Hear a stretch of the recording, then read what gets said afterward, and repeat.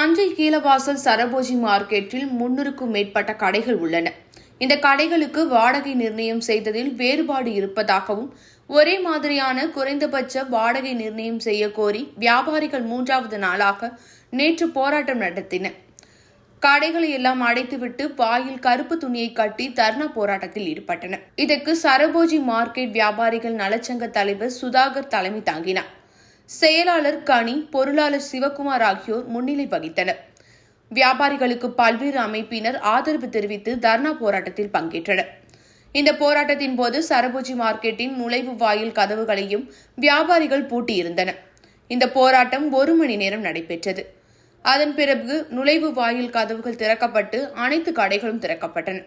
தினமும் 1 மணி நேரம் கடைகளை அடைத்து போராட்டம் நடத்த வியாபாரிகள் முடிவு செய்துள்ளனர். இதுகுறித்து வியாபாரிகள் கூறும்போது, ஒரே அளவுள்ள கடைகளுக்கு ரூபாய் 4000 எனவும் 14000 எனவும் வாடகை நிர்ணயம் செய்யப்பட்டுள்ளது. ஏற்கனவே வியாபாரம் சரிவர நடைபெறாததால் அதிக வாடகைக்கு கடைகளை ஏலம் எடுத்தவர்கள் சிரமப்பட்டு வருகிறார்கள். எனவே எந்த பாகுபாடும் இன்றி அனைத்து வியாபாரிகளும் பயன்பெறும் வகையில் ஒரே மாதிரியான குறைந்தபட்ச வாடகை நிர்ணயம் செய்ய வேண்டும். மார்க்கெட் பகுதியில் உள்ள தரைக்கடைகள், தள்ளுவண்டி கடைகளை அப்புறப்படுத்த வேண்டும் என்பதை வலியுறுத்தி தொடர் போராட்டம் நடத்த முடிவு செய்துள்ளோம். வருகிற நாடாளுமன்ற தேர்தலையும் புறக்கணிக்க முடிவு செய்துள்ளோம் என்றனர்.